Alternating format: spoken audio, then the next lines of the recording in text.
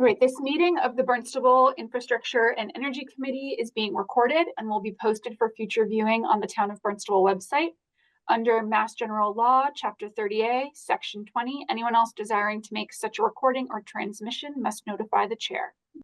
And with that, I will turn it over to Barry to officially call the meeting to order. Okay, well, let's call the meeting to order, and in light of John having to leave at 6, let's try to move through the agenda so we can John can be here for the full meeting. So let's first go over the minutes of the last meeting, and I read them. They look fine to me. Does anyone have any comment on the minutes? Same, they look good. All right. Do I have a motion to approve the minutes? So moved. I will second. Second, great. All in favor of approving the minutes? Aye. Aye. Aye, okay. And any opposed? Okay, the minutes are approved. So Kelly, why don't you tell us, I know you're going to be out on maternity leave, and you have someone who will be helping us out in the interim there. Yes, so I got about 6 weeks left until my due date, so I should be on the next meeting, but the September 23rd meeting is my due date. So I will be working until the bitter end. So if I do not have the baby on the 23rd, I will be here. Just because maternity leave is not easy, and you got to just kind of work up until that day, and that's just my personality too. But Michelle Trask is our executive assistant here at DPW. She's fantastic. I did type up some very comprehensive instructions for her on sort of the process on, developing the agenda, working with you, Barry, to get that approved, making sure that she has the contact information for the town clerk to be able to submit that, as well as all of your contact information so that she can send out meeting minutes ahead of time for approval. So Michelle will just kind of be observing, especially as I send emails out to you all, you'll start to see her copied just so she can kind of see how I interact with the group.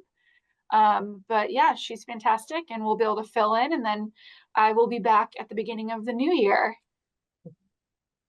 Terrific. And as I've said before, if Michelle can do half as good a job as you've done, we will be very pleased. So Thank you. She's big shoes to fill for sure. okay. Absolutely. I don't know if I'll do quite as good a job, but I will Yeah. try. And if you need anything, feel free to reach out. Yeah, we I did tell appreciate Michelle that the easiest thing is, now that we're recording the meetings, I mean, I was recording them for myself anyway, but they do develop an audio transcript, so it's really easy to go back and verify meeting minutes and make sure that things are documented appropriately. So yeah, I think she'll do just fine for you all. Terrific.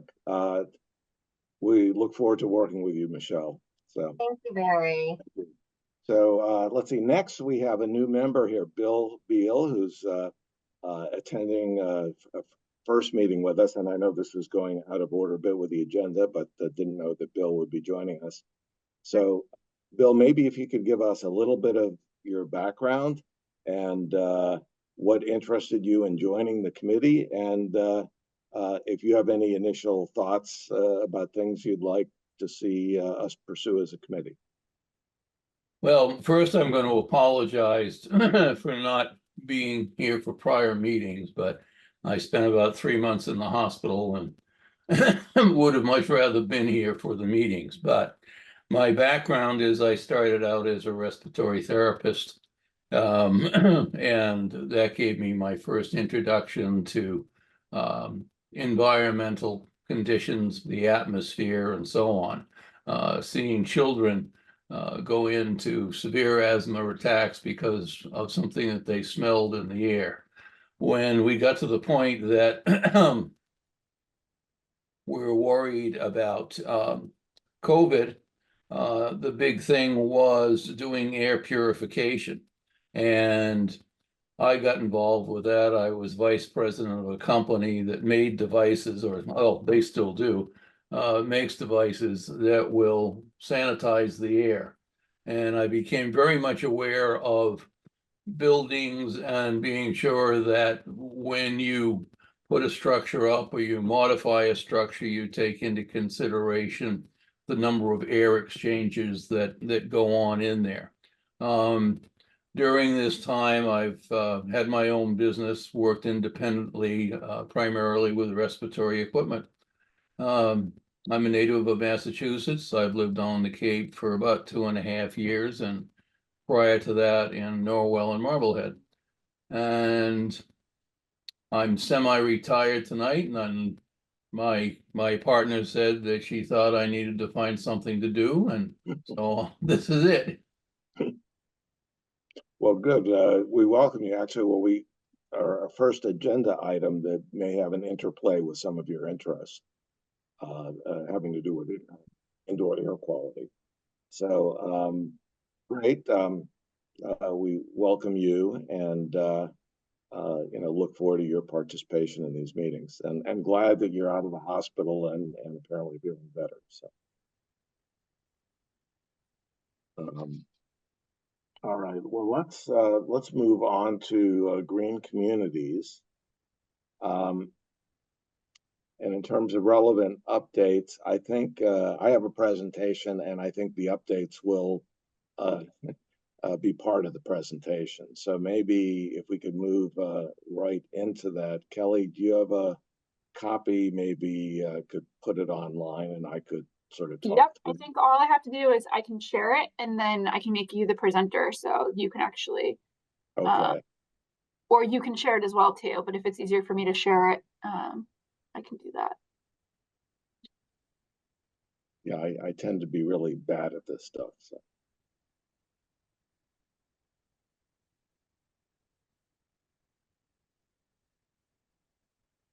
Can you all see that presentation?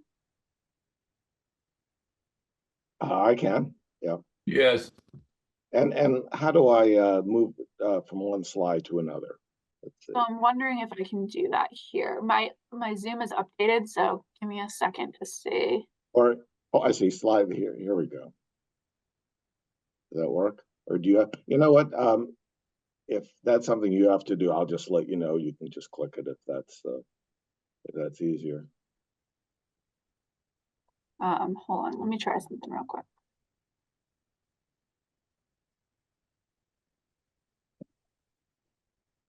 While we're waiting, I know Gordon Starr has appeared, so welcome, Gordon.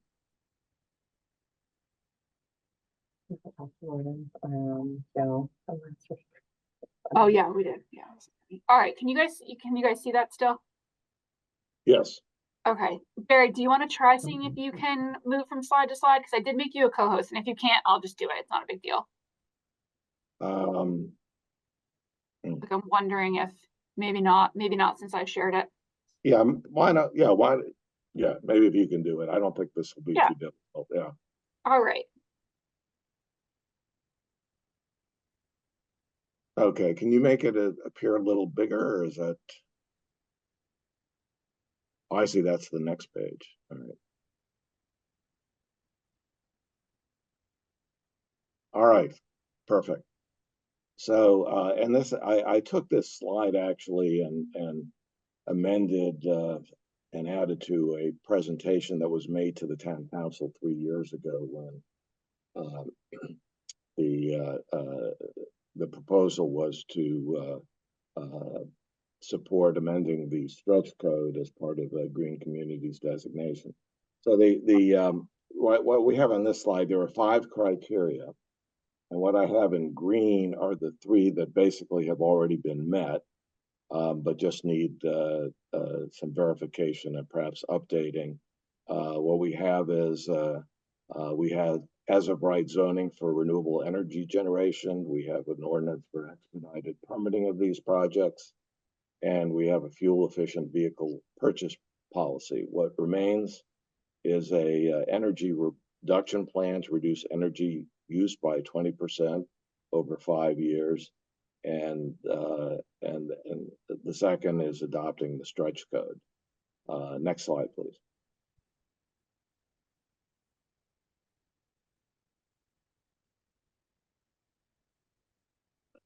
So background on the stretch code. It was brought before the town council late in 2021, but it did not pass due to a tie vote. Of the counselors currently, who are also counselors back then, 3 voted for and 3 voted against. There were earlier attempts to obtain town support for the stretch code and green communities designation.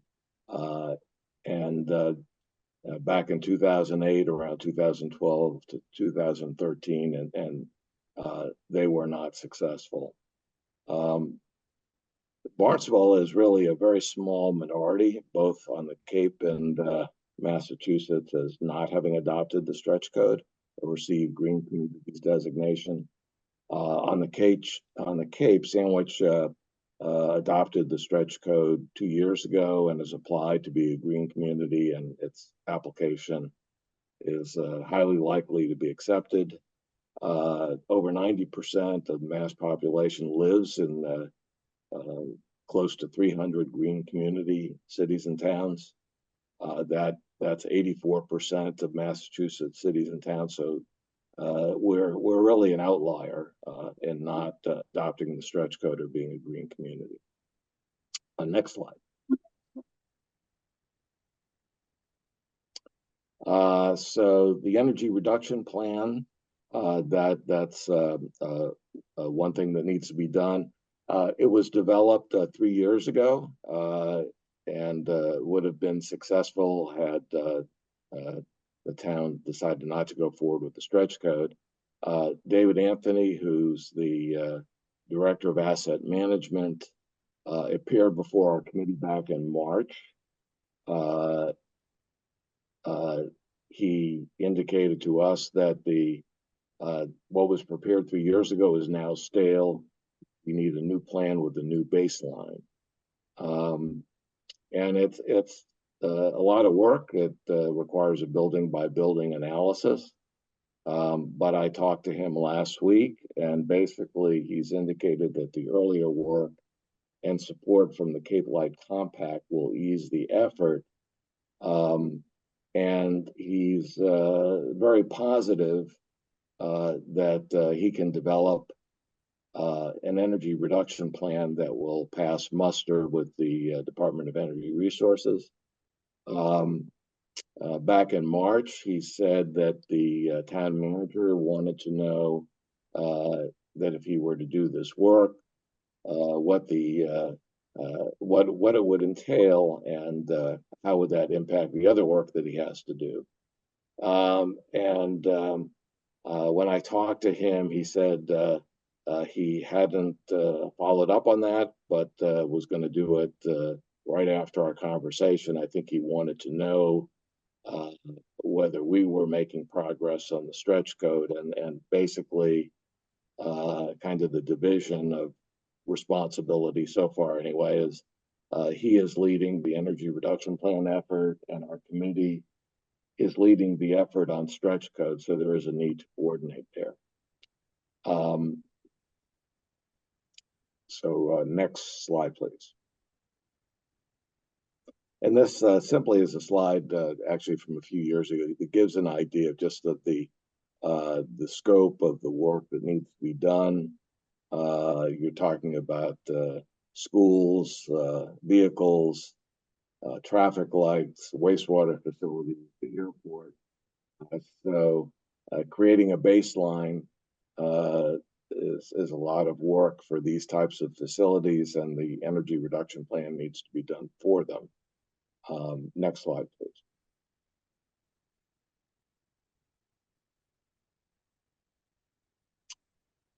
So that brings us to the stretch code. And basically, what needs to be done is comparing the costs of the benefits of the stretch code versus the base code.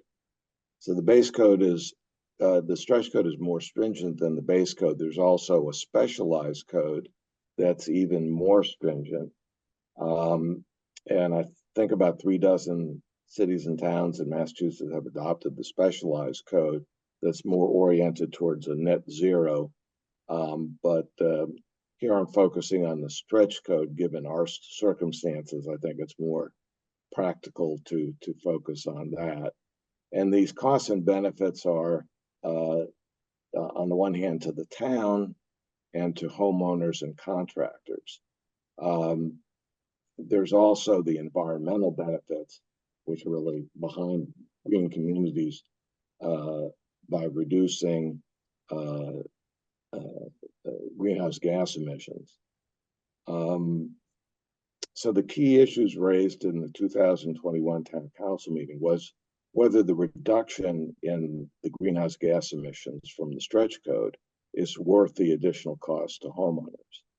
And there was concern about the impacts it would have on the affordability of new construction, new residential construction, by having more upfront costs caused by having to comply with the stretch code. So the building codes, just generally, they're revised every 3 years. The current code and it had a couple of different effective dates, but for our purposes, we're looking at July 1st, 2024, is the IECC, which is the International Energy Construction Code for 2021, plus Massachusetts amendments and stretch code amendments. And what we've done so far, we've talked to DOER. I've reviewed DOER's green community materials pretty extensively. We talked to Allison Alessi, who's a green architect. We talked to Brian Florence, who's our town building inspector. And next slide, please. And we talked last meeting about our conversation with Brian Florence. Let me go over that again and maybe in a little more detail. So I would say he was conceptually against a stricter building code that would cause homeowners to incur additional costs, especially upfront costs. But he recognized the benefits to the town because, as we'll go into it, the town can get grant money from the state, in the hundreds of thousands of dollars. The new version of the stretch code applies to remodelings of a certain minimum size, call it major additions. This was not the case in 2021, where it just applied to new construction. So Mr. Florence had some personal experience. He went through a renovation in another town on the Cape for which the stretch code had applied. And he didn't think that was a very good experience in terms of it cost him more than he thought than if the stretch code did not apply. When we talked to him, he really wasn't familiar with the details of the new stretch code, or he wasn't familiar with the economic analysis that DOER had conducted behind the updated stretch code, but he expressed skepticism regarding DOER's analysis. He had concerns about HERS raters as part of the code inspection process, having the potential for cause delays in occupancy. He said he's not a policymaker and he would enforce whatever the town council decides, regardless of his views on it. He says we should talk to builders and said he would recommend ones for that we could follow up, having discussions with. I haven't heard from him. I sent him an email asking for names of builders, and I haven't heard anything yet. Next slide. So again, I've had a number of conversations with DOER. The regional representative, it's Lisa Sullivan. She's been very helpful. I've reviewed a significant amount of the DOER's materials. I will say the subject matter is very complex. I've simplified it, but I think I've done it in a way that I'm focusing on, I think, the main issues and impacts. The program benefits to the town and to the public. around $220,000, call it. That was the estimate that was provided by DOER in 2021. It's a formula based on the town's populations and I think income.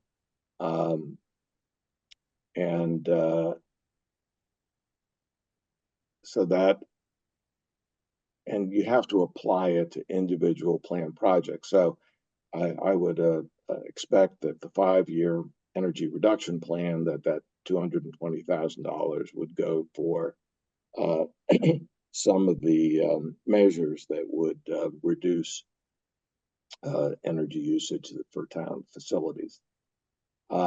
There's also competitive grants. DOR has about a $15 million a year annual budget. Most applications that qualify are granted, I'm told. And Mashpee has obtained over $600,000 in competitive grants.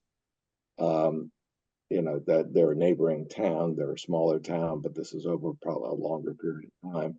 But that'll give you some sense of it, that for energy projects, the benefit in the town is certainly in the hundreds of thousands of dollars. Environmental benefits, primarily reduction of greenhouse gases, and they're really the highest where electric is used for heating and cooling, primarily all electric heat pumps.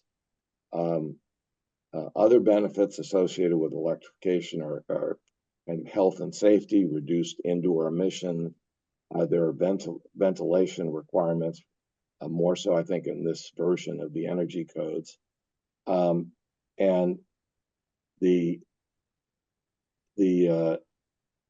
and I'll go into more detail, but the conclusion of the analysis, certainly for new construction, is that there are net benefits to homeowners and residents, not just the public benefits from reduced greenhouse gas emissions and the grants to the town. Next slide, please. So what's different from 2021? So I think if we're going back to the town council, I think that may be one of the first questions that would be asked. So with this version of the stretch code and the base code, there was a focus of DOR to foster electrification through heat pumps. And the analysis that they did showed that the upfront costs are estimated to be lower, not higher, where heat pumps are utilized. Now this is a big difference. And also where heat pumps are used is for heating and cooling, and perhaps also for heating of water. There are more GHG reductions. Now, one of the things that's happened over the last number of years are heat pumps for colder climates have improved technologically and with greater public acceptance. And I've converted to heat pumps over the last couple of years. And just kind of one indicator of that, when I converted last year, the Mass Save program that had a rebate allowed for a whole converting to a whole house system, that you keep your fossil fuel system in place as an emergency backup.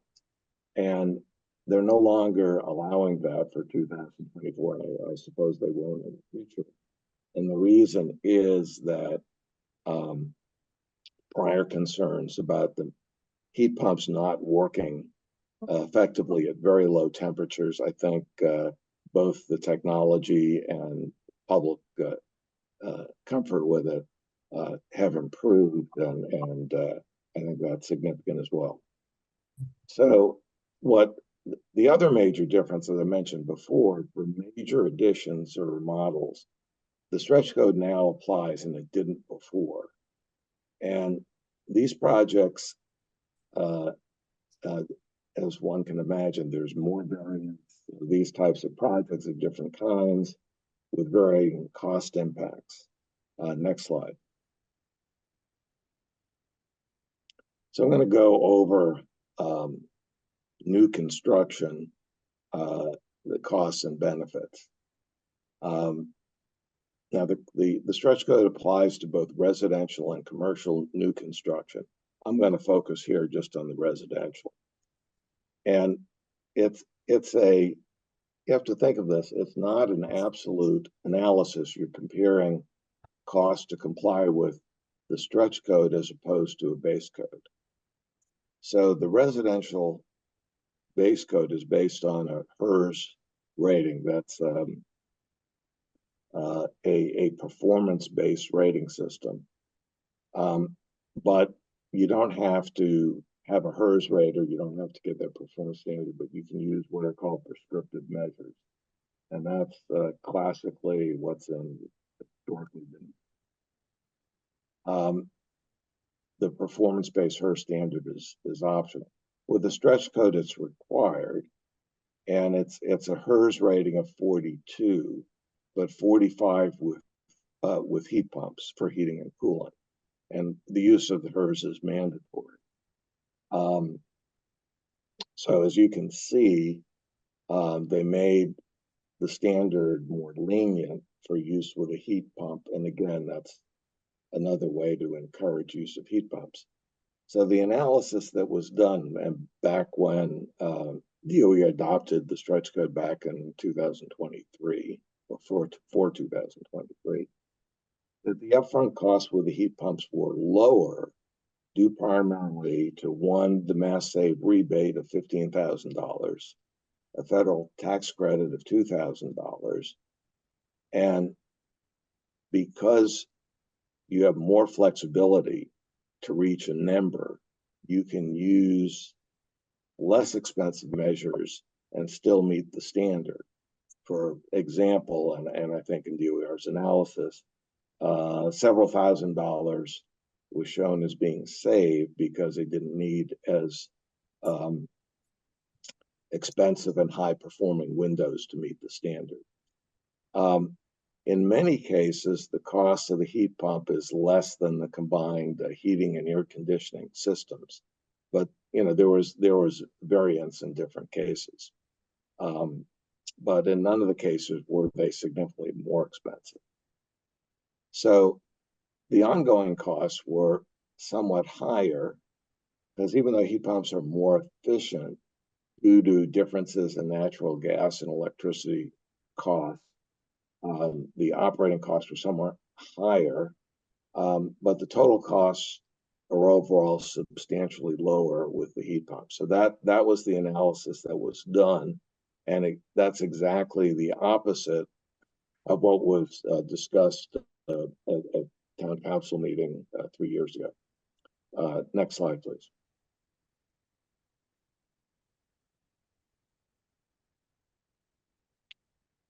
So,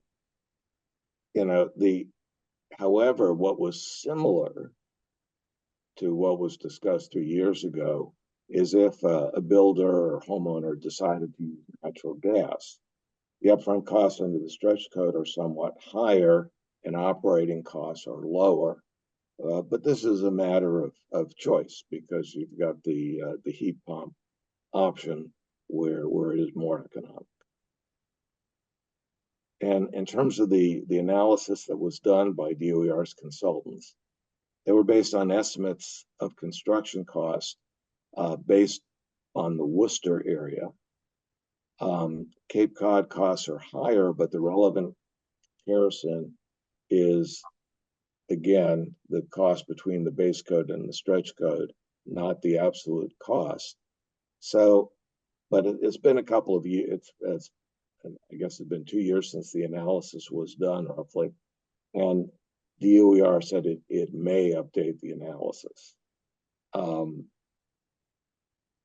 The other thing to mention that at the time the analysis was done, it was based on a HERS requirement of 42 with heat pumps for the stretch code, which was later made more lenient to 45.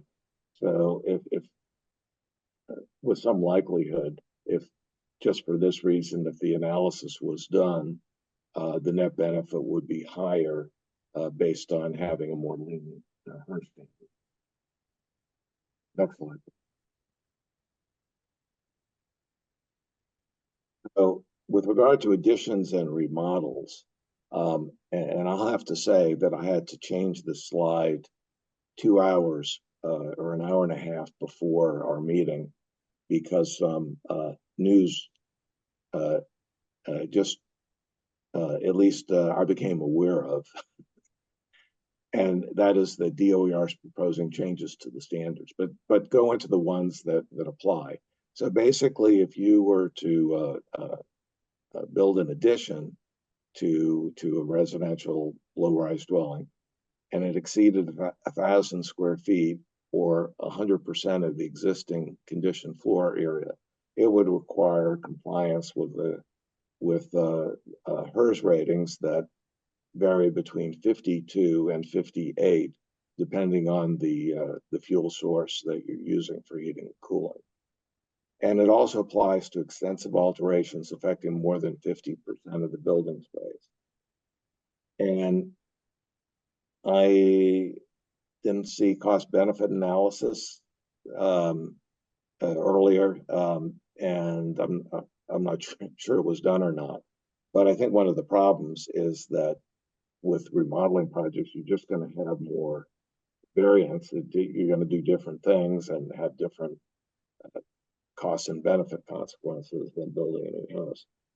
But what happened is last week, DOER proposed making these standards more lenient by loosening the HERS ratings. There are a couple of other things, but this is, I think, a big one. From 52 to 58 to 65 to 75. Written comments are due next month, September 17th, and will be 15th. I was told by Lisa Sullivan that this was in the works, but I had no idea it was so imminent. So I think if DOER goes forward and makes these changes, that will make the rules regarding additions or remodeling more acceptable, or at least less unacceptable. Next slide, please.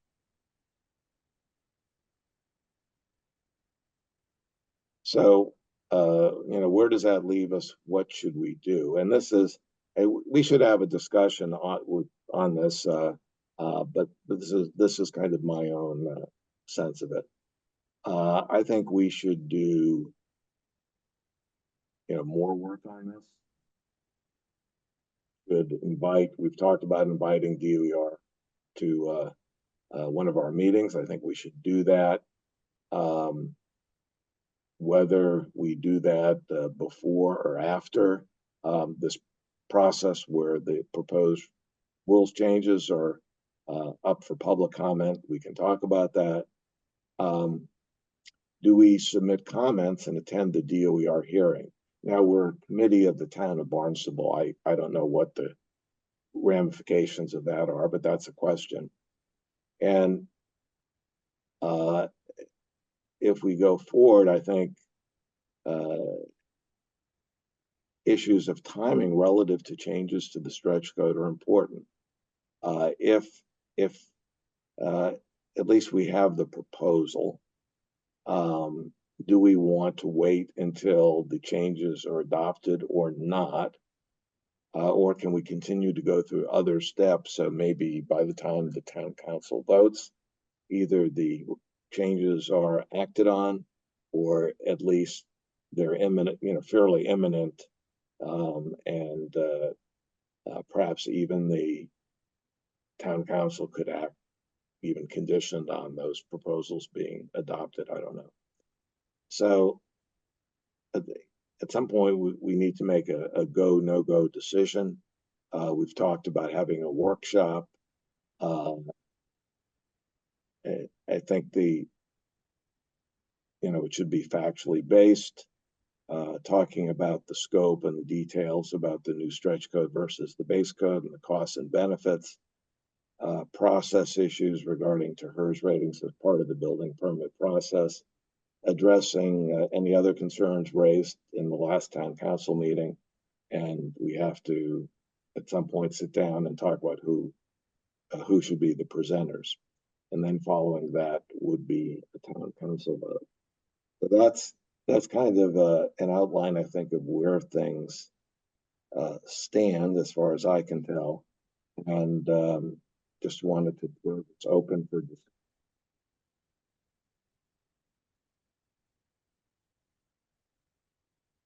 Oh yeah, at the end there were some references that if you'd like to, look at this in some more detail, these are some good things to read.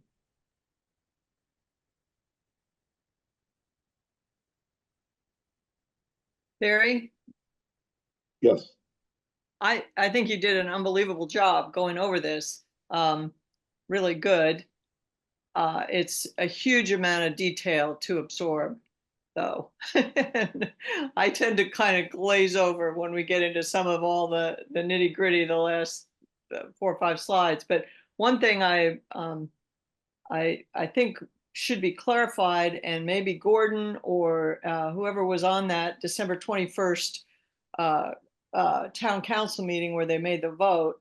I did public comment on that meeting, and Peter Doyle read our committee's report that we supported green communities.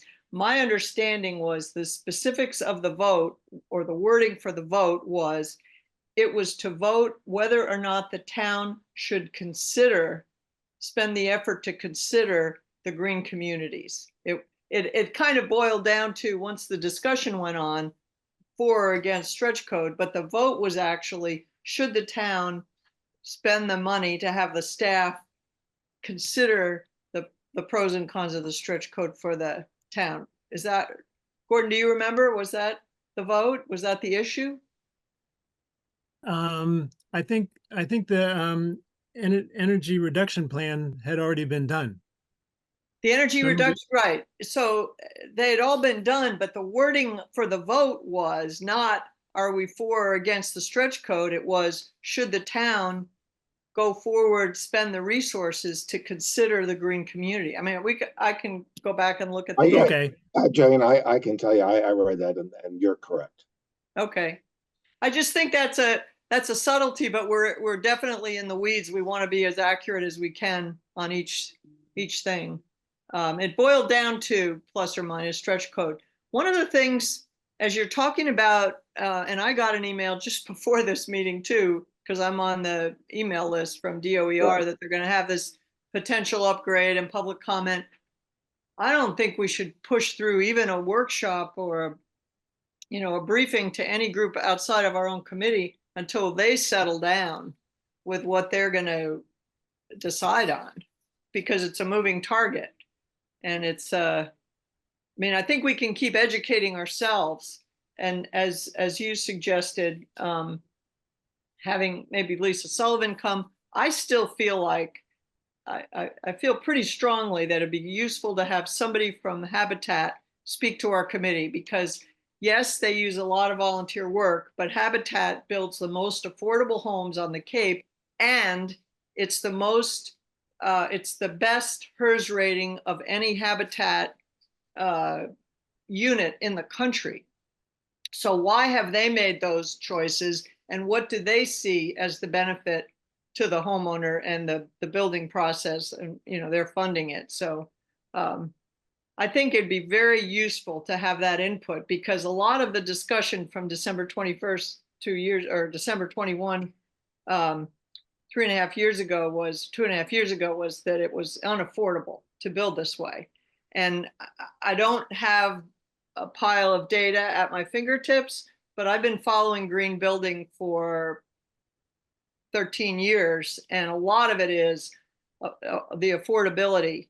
And I think the way DOER has structured green communities, there's rebates for the builders as well as the homeowners, and benefits to the town. And I'm really glad Bill Beal to have you on this call, because indoor air quality and ventilation is one of my pet projects as a public health person. And if this type of building, which I know it does, eliminates fossil fuels from the building, we're going to be improving occupants' health. And so even if it were completely dead even costs, or if it were slightly more, the health benefits would be worth it to not have fossil fuels in the house at all. That is well established. That's not debatable. There's tons of science on that. And it's not just for climate change, it's for the health of the occupants.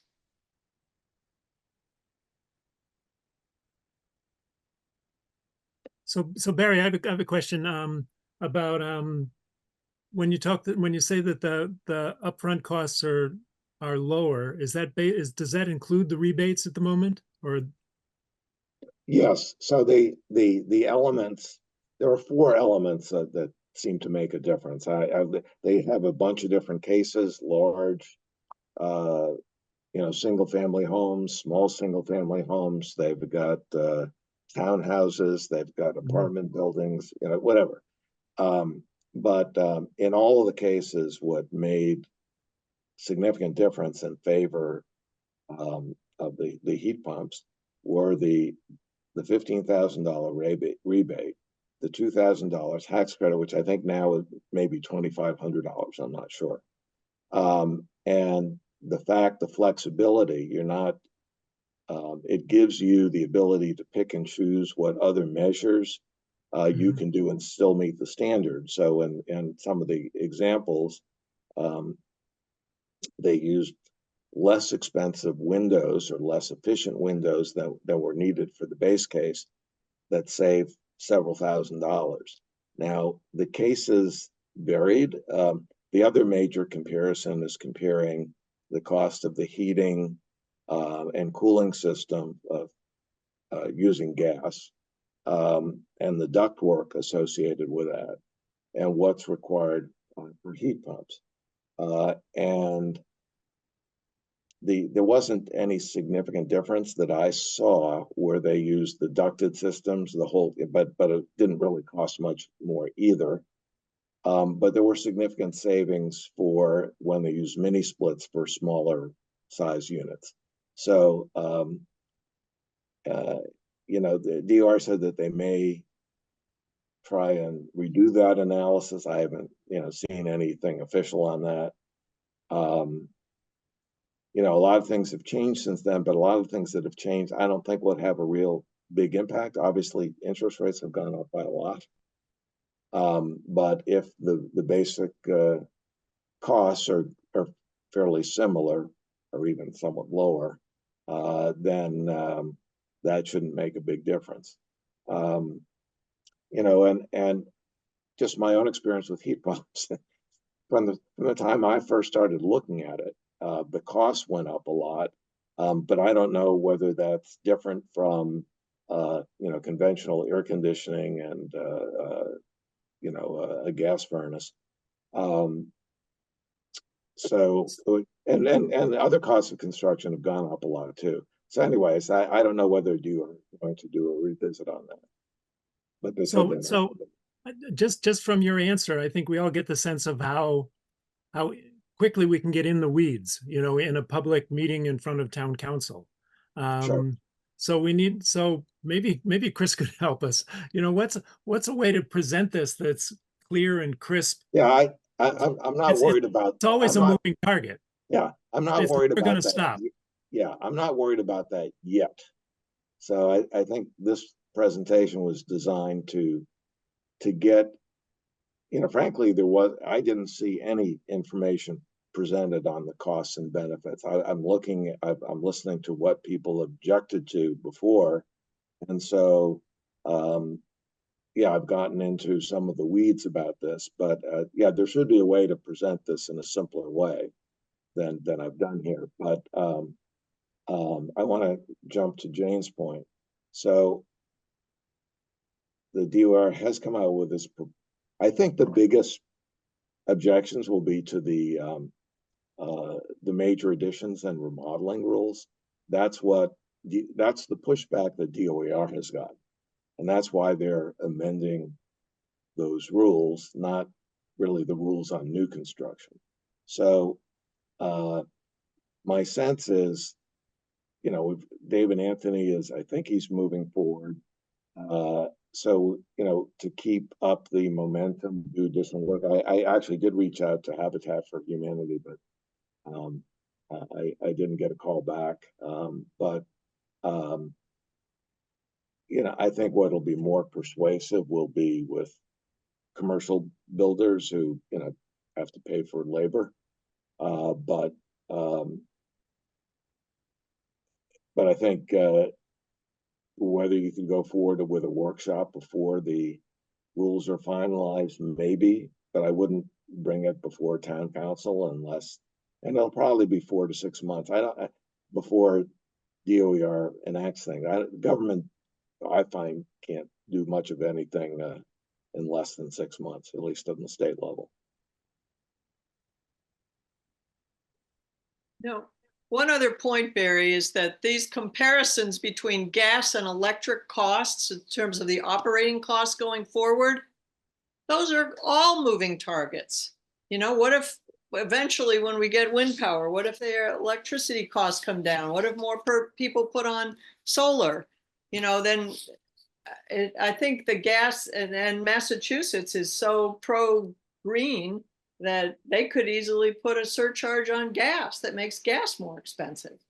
So those are today's costs. We don't know what the trajectory is for those two things. So even the operating costs being more or less one way or the other is nothing that we know for certain. Yeah, and I would say that 90% of the concern from the town councils were not the operating costs, but were the upfront costs. Upfront costs, I agree. Yeah, so it's a point well taken. I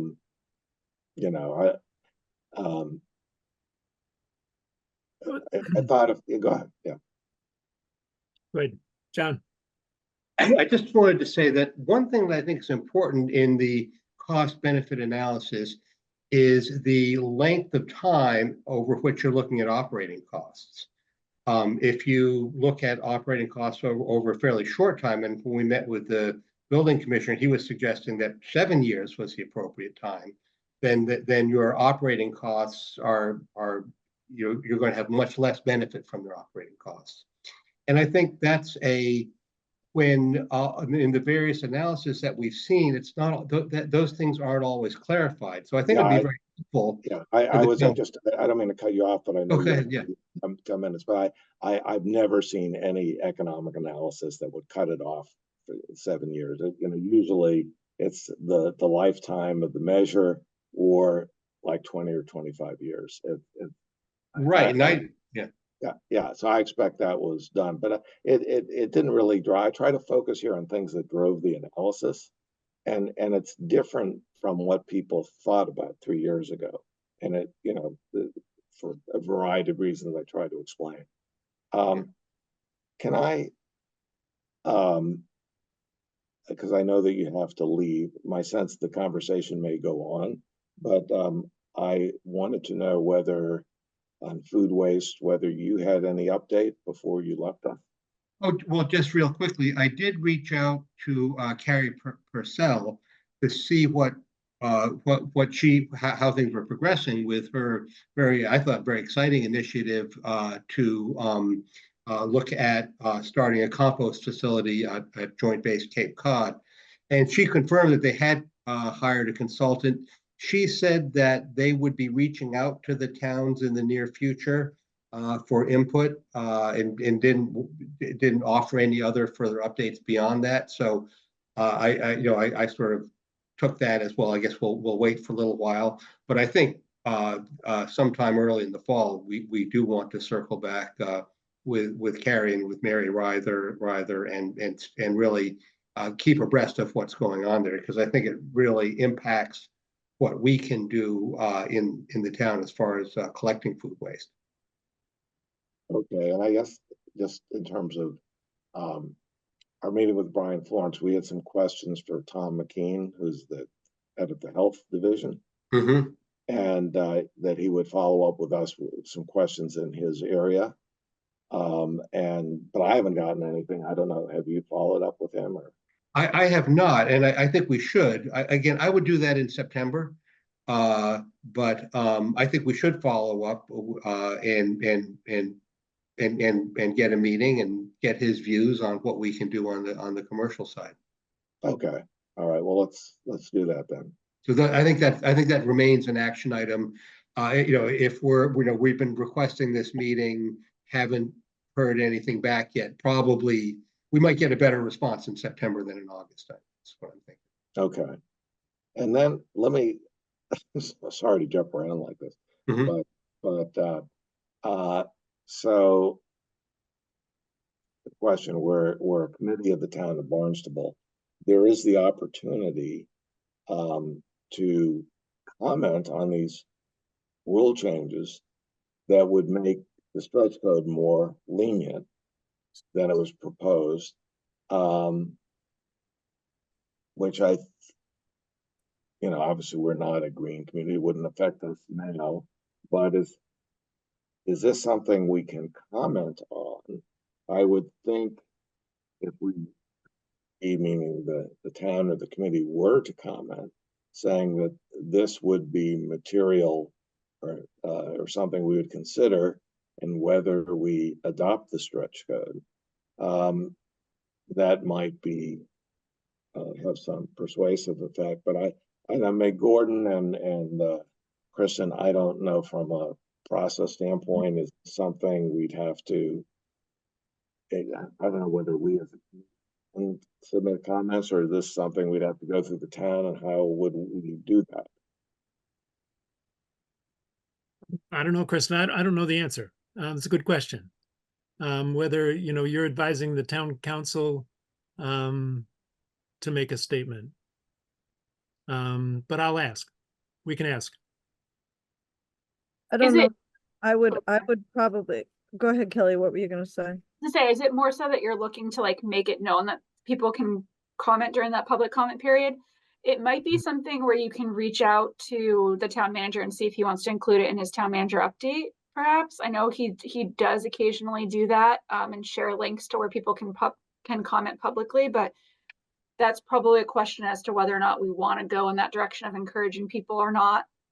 But I know that that's an avenue to at least get the word out that there is a public comment period. Yeah, I don't know the answer to your question either, Barry, but I would probably have you reach out to leadership in Mark L's in legal to see what they think, because I'm sure that they probably have a guideline on that that's more definitive, unless maybe it's something that this committee wants to prepare, and then we have the town manager do that reporting, kind of like you did for the CEISP. I'm not sure. Too many letters, Yeah, sorry. yes. It seems like that's pretty cumbersome. I would think that anybody could comment as a private citizen, though, just not on behalf of the committee or the town, if people felt strongly about it, right? Is that? Yeah, you can always, I guess you can always do that. You Yeah. can always do that. Yeah. Well, what I did on the CEISP, on that, probably would not remember that, Kristen, had you not just said that. Yeah, I think it started, I had a conversation with Mark Ellis. I think that's how that started. I mean, again, I think this committee probably has the information in the opinion piece. But the question is do we want the committee to put it in, or do we want the town manager to be putting that in? And that might be you handing him the information. Yeah. Well, I don't want to maybe what open I'm sorry, I didn't mean to interrupt. go ahead. I don't want to open a can of worms here, but just so it's put out there, you're talking about all great efficiencies for heating and cooling and new windows. And what you're also doing is creating a relatively airtight atmosphere within the building. Right. And that means that you have to do one of two things, or perhaps both. And that is, be sure you have adequate air changes per hour, Mhm. and or that you have a filtration system. You can heat and cool all you want and make it cost as little as you want. But if you start spreading disease, getting mold and other problems because you didn't keep the air inside clean, you've got an even bigger problem. Is that something that should come in on this, so that we're looking at the whole thing? Yeah, so there are ventilation requirements at this stage of the code, this version of the code, and I think really, Bill, to address your point, and really, I think it came out of COVID. So I can share that with you. I'd be interested in getting your feedback on that. But that was something that they consciously did, and I don't know whether it differed much between the base code and the stretch code. But that was a design feature in this version of the code. They wanted to, improve the ventilation. Yeah, I'd be interested in looking at that. Okay. You know what I could do, although I'm sure she's incredibly busy, so people might know, but maybe talk to the town attorney, who would probably have a pretty simple answer about, if you're doing it through the town, you got to do X. If you can do what you want on your own, can a committee do something? Yes or no? I Kristen, would what? include town manager Els on that email, just so that he knows, because he may come up with an answer quicker than she does. Okay, fair enough. Okay, well, yeah, go ahead. Thank you. Just two more pieces of history. The last time we had this discussion at town council, we were in the middle of COVID and there were supply chain issues. And the story came up about, what if my grandmother can't move into her house because she can't acquire the right stove that has the right efficiency rating to it, and she can't move in for 6 months. What happens? Right. So we got sideswiped by this sob story. So that was one thing that happened. The other thing that happened was that the building inspector himself got up and said, I'm not really for the stretch code, he's got personal reasons, but he said, I will develop my own code for the town of Barnstable and get it and have it passed through the state. So, and you remember, he went to the state, and the first meeting he had with the state, they told him that it was impossible and wasn't going to work. Yeah, so it's very clear, and if it wasn't clear before, it's very clear now, that when you adopt the stretch code, you have to adopt it as it is, You can't say, I'll adopt it with these amendments. So Right, he wanted to create his own code just for the town of Barnstable. right. So that's, and we met with him. It didn't seem like he was pressing that. So, yeah, I think that's a non-issue.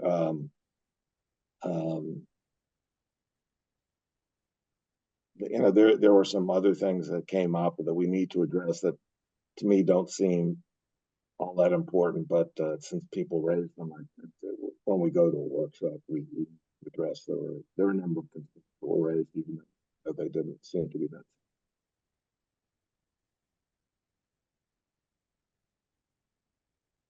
Well, I'm going to take this opportunity to drop off.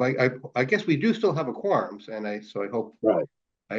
I'll try in the future. I'll make sure to block out more times in case we run over. Okay. All right. Thank you, John. Yeah. Take just care, everybody. Yeah. Thank you. Yeah. Yeah, just for planning purposes, we plan to go until 6:30, but we've had several meetings that we've done this in a much. Yeah, but yeah, 6:30 certainly seems like that would be a good guideline going forward. Okay. All right. Thanks, John. Yeah. All right. So I guess I will, just sort of follow up. I will follow up with the town manager and the town attorney. just about the process for submitting comments and see what feedback I get. It seems to me unlikely that the town would submit comments. I don't know what the process is because there's so much substance behind this that both in terms of priority and getting them up to speed, next 4 or 5 weeks. I don't know. I'd be skeptical, but I was skeptical that the town would put in a substantive submission on the CEISP within a limited time frame. Kristen. I think that that comment speaks to my concern, and Gordon kind of spoke to it as well, as the complex nature of this topic. And I know that you obviously would work to, to have the information we need, but I also do, I'm a person that likes to make things more complex probably than they need to. That's just my personality. But if I'm making a decision that impacts, today, tomorrow, 10 years, 20 years, I think you really need to have that level of detail, because I think it's unfair to dumb it down and assume people know. And I also don't think it's fair if you don't provide enough information and detail that 1 year, 2 years, 5 years, somebody comes back and says, well, why the heck did you on the town council vote that thing in? And I say, well, I didn't know. And I was only given these 3 points and it seemed like a good idea. Like, I think it actually needs the level of detail. So I would encourage you to really educate us, because it's going to be changing something so important to so many people in the town. So please don't dumb it down and Okay. give us all the information that we need, because I think if we're going to make a decision, it needs to be based on facts and education, and hopefully robust discussion that's beyond just 1 or 2 points. And I think that that's only appropriate if we're going to change something that impacts more than just me. It impacts the building department, the inspectional services, the people that do business in the town. It needs the information. So that's my I agree with that, and that's why I think we were talking about having a workshop to make sure that level of detail and a number of different perspectives are presented as well. Yeah, I learned a lot even just in this short time, so I appreciate that. And I know you've sent the presentation, and probably go through it and just take some notes and put my questions on there, and then that way, because things came up in my brain as you were going through it. So, I'll do that and send you my questions. Great.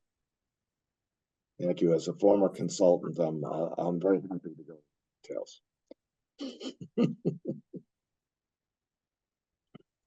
All right. Anyone else have anything to say about green communities?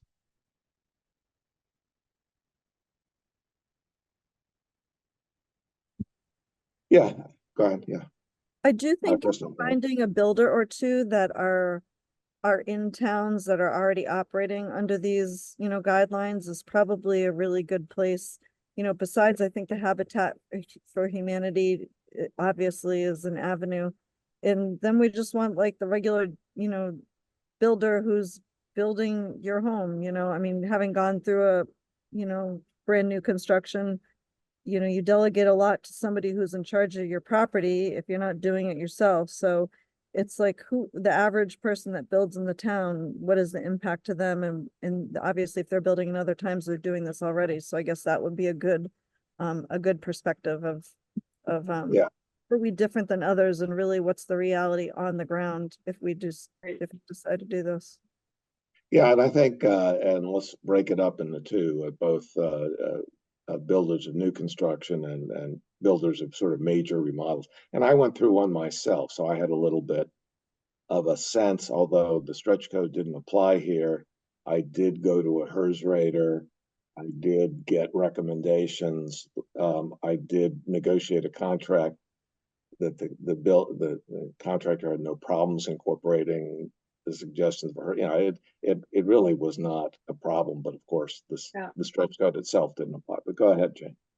Yeah, I was just thinking back to when Allison Alessi talked to us too. She offered to bring one of the HERS raters that she works with often, so that we understand that issue and what does the changes mean, going from whatever 52 to 58 to 65 to 75, and it probably behooves us to be a little more familiar with HERS rating as well.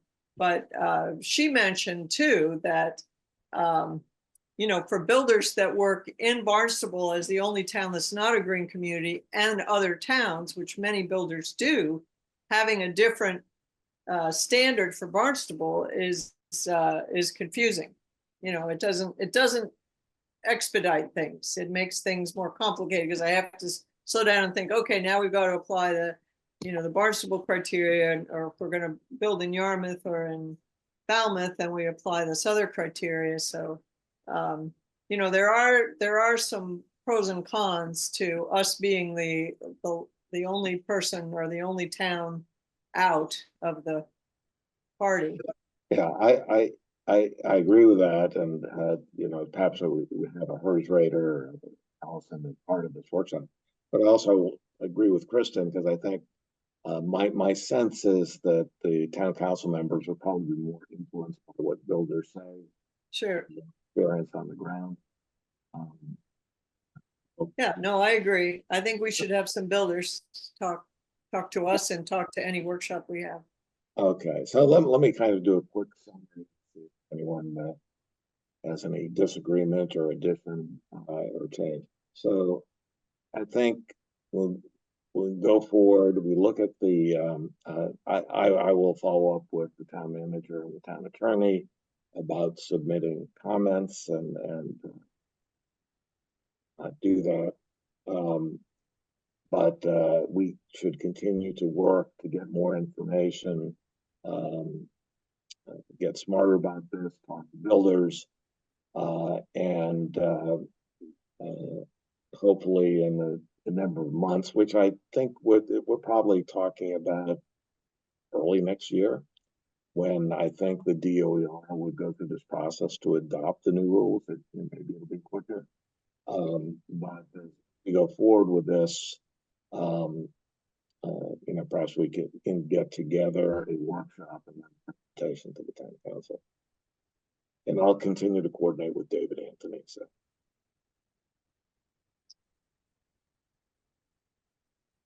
Is that good? Yep. Okay. Thanks for all your work on this. Yeah, that's a lot of stuff. It was, yeah. So I think we talked about food waste with John. Anyone else have anything to say on that? So let's and just for Bill, just for understanding, so I've sort of taken the lead on green communities, and John is sort of taking the lead on food waste, and Jane has been working really on both. Who will move over to his field is climate science and communication about it and climate change. And so maybe we could ask you, Chris, whether you have any updates. Yeah, sure, Barry. Actually, this just came out yesterday. Our latest tally on billion-dollar disasters nationally. We hit 19, which is the second greatest amount for this point of the year, just behind last year. And obviously, a lot of it you can see here is concentrated in the Midwest and down across the Gulf Coast, but that doesn't mean we're immune to it. And you can see the latest Atlantic ocean water temperatures are just behind last year, which means there's a lot of energy, a lot of potential for tropical systems, even up here. And really, yes, we had Bob back in 1991, Carol in the 1950s, but really the last hard hit was the 1938 hurricane, and we're long overdue. But this is just to kind of show you that there's plenty of energy for us to see a hurricane even up in this part of the Atlantic Ocean. Again, the climb of billion-dollar disasters, again, this takes inflation into account. These are adjusted prices to today's economy. And right now we're seeing $1 billion disaster every 2.5 weeks. So a lot of these projects that we have coming down the pipeline, like at Green Communities, the cost or the return on investment is significant with mitigation, which is cutting the emission sources, and adaptation. And again, there's the figure for $1 spent on those measures, you get $7 back in recovery costs, and that's a number that's been cited and studied by FEMA. And a lot of these projects have many co-benefits, and Barry mentioned a lot of those co-benefits when you look at the mitigation side, which is the cutting of carbon dioxide. So while we've been spared so far this year, we still have several months left of 2024, and we should certainly be prepared for a $1 billion disaster in the Northeast. And I think probably some of those floods across Vermont will hit that threshold, but even the coast, I think we stand a chance of seeing something tropical later on in September. So, Chris, that's terrific. Is this something you can circulate to us? Yep, of course, Yeah, happy to. Yeah, as well as the last presentation. This is terrific. I have a question for you. I'm guessing it was, maybe 15 years ago. I went to a conference that was sponsored by the reinsurance companies. And it was about climate change and how the reinsurance companies were reacting to it, really. And I don't know what they have that's public, because they're very the way they do their analysis, I think, is very, very they consider confidential. But sort of the big picture was, they were saying the two things that were driving more risk from their standpoint, as well as the companies that they reinsure, were there's more building and higher cost building along the shorelines, but the greater risk, more intense storms, or more storms, or perhaps both. And as having a business background, I'm always interested in seeing what the people who have to shell out the money for the disasters, how they look at it. I'm just curious whether you've seen kind of useful information that they've made public. No, I mean, they keep their cards close to their chest, and I know that. But I do know a meteorologist who works for one of the major carriers. So let me see if I can pick his brain and get something together for September. Okay. I think that would be worth, yeah.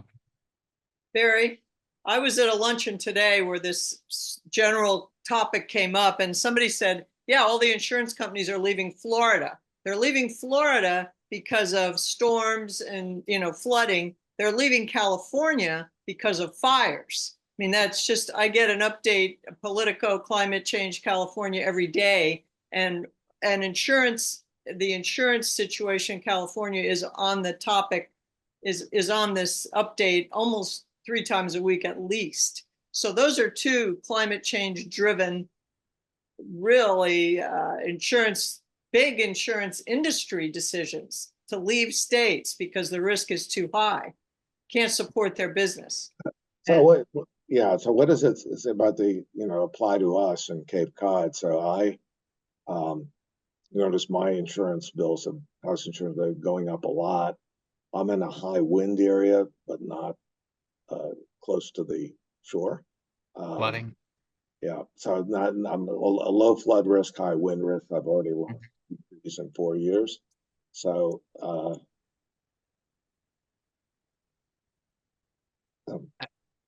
State Farm already in Eastern Long Island took my parents off their carrier because they're too high of a wind risk. yeah.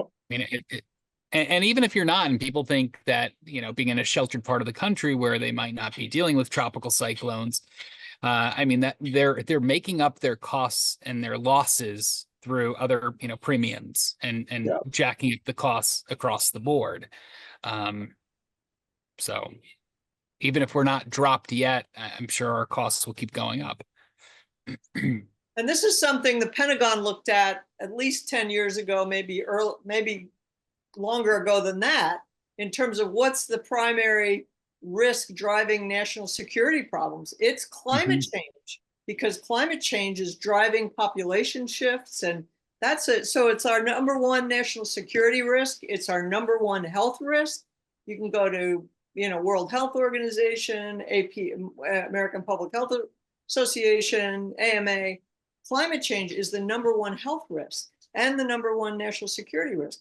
We brought these up in public comment on this December meeting in 2021, and it was overwhelmed by the cost of a stove that wouldn't let my grandmother move into her house, as Gordon brought up earlier. I mean, it was like over the head of any of the rest of the discussion, but these are real, real issues.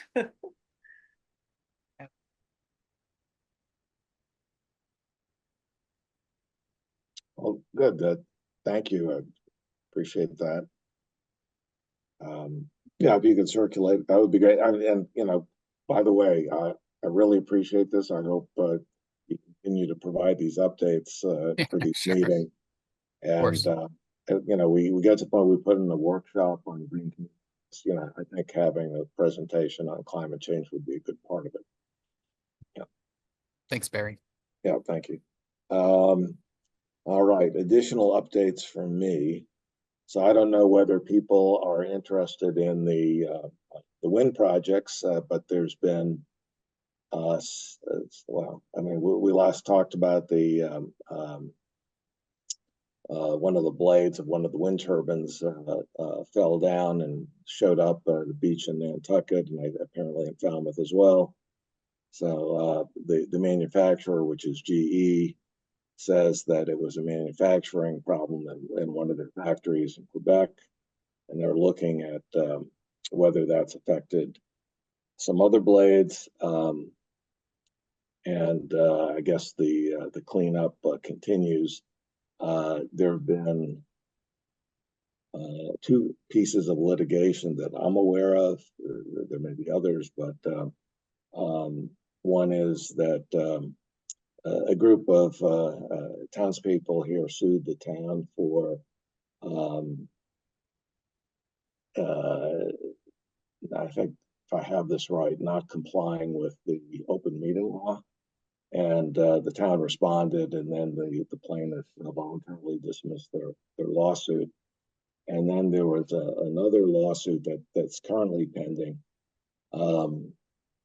that has to do with whether the town's action approving the slide letter was an executive act or a legislative act. Or actually, there's a hearing on it at Barnstable Superior Court. Then I think Thursday, Kristen, if I'm right, there's going to be a workshop on the what used to be called the Commonwealth Wind Project, and what the town is going to do with regard to that. Is that correct? I saw that on the outline. I think there's gonna be a discussion about, where are we at? Tom LaRosa is gonna bring us up to date about where we are, where things have gotten to and permitting and whatnot, and then the discussion will proceed from there. Okay. So he'll be bringing us up to speed. Okay. Okay, so that's really, I thought I read it as a workshop, but that's basically an update. Well, no, he's gonna give us some information, and I think there's gonna be conversation from there, so, but Okay. part of it is making sure we're all on the same page and we know where we are in the permitting, so that we know what's ahead of us, and then discussion from there. Okay, great. Gordon, anyways. Gordon, you want to add to that? Is that a fair summary?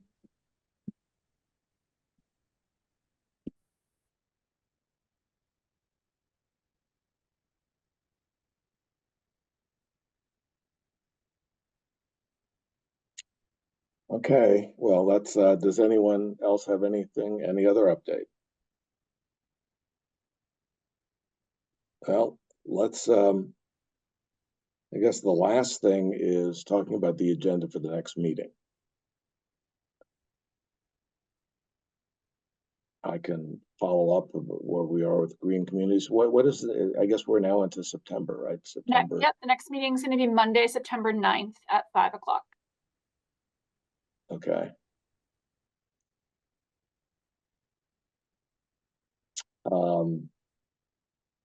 Well, you know, we can have John give an update on food waste, and I'll give an update on green communities. Chris, you can continue with your updates about climate science and climate change. And I invite other people to, they have an interest and want to pursue a certain area, we want to give an update to do that.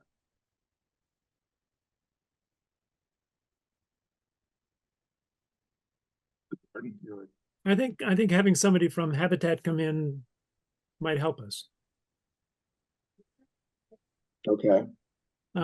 Just to understand that the HERS ratings and what the numbers mean. And, you know, like Bill was asking about air exchange. How do they do that? Do they filter the air?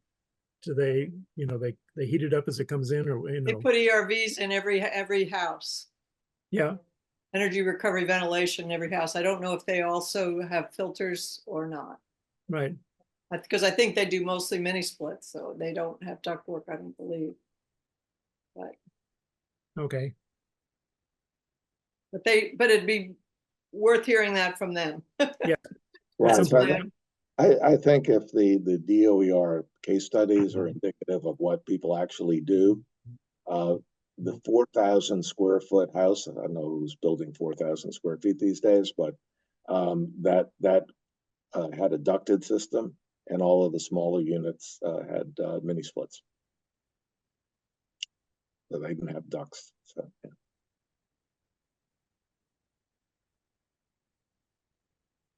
All right. Well, we have a motion to adjourn. So moved. Jane, Yeah, Second. we adjourn. okay, all in favor? Aye. Okay.